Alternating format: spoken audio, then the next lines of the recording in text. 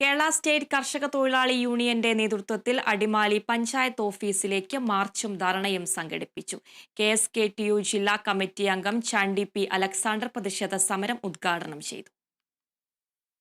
അടിമാലി ഗ്രാമപഞ്ചായത്തിൽ അഴിമതിയും കെടുകാര്യസ്ഥിതിയും നടക്കുന്നുവെന്നാരോപിച്ച് കഴിഞ്ഞ ദിവസങ്ങളിലൊക്കെ നടന്ന പ്രതിഷേധങ്ങളുടെ തുടർച്ചയായിട്ടാണ് കേരള സ്റ്റേറ്റ് കർഷക തൊഴിലാളി യൂണിയന്റെ നേതൃത്വത്തിൽ ഗ്രാമപഞ്ചായത്ത് ഓഫീസിലേക്ക് പ്രതിഷേധ മാർച്ചും ധർണയും സംഘടിപ്പിച്ചത്. പ്രകടനമായി എത്തിയ പ്രതിഷേധക്കാരെ പഞ്ചായത്ത് ഓഫീസിന് മുമ്പിൽ പോലീസ് തടഞ്ഞു. തുടർന്ന് നടന്ന ധർണാ സമരം KSKTU ജില്ലാ കമ്മിറ്റി അംഗം ചാണ്ടി പി അലക്സാണ്ടർ ഉദ്ഘാടനം ചെയ്തു. ഇന്ന് കർഷക തൊഴിലാളി യൂണിയന്റെ നേതൃത്വത്തിൽ സമരം നടക്കുന്നത് എന്തുകൊണ്ടാണ്? കർഷക തൊഴിലാളി യൂണിയൻ പ്രതിനിധാനം ചെയ്യുന്ന ഈ സമൂഹത്തിലെ ഏറ്റവും താഴെ തട്ടിലുള്ള പാവപ്പെട്ട ആളുകളെയാണ്.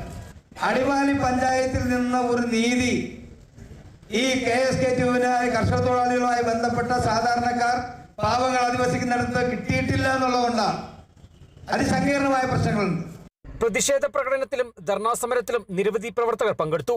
MP Padmanabhan, PS Velappan, MM Kunjumon, TK Sudesh Kumar, Gracy Paulose, Deepu MR, TL Thomas, NN Vijayan തുടങ്ങിയവർ സംസാരിച്ചു. Kerala vision news, Idukki.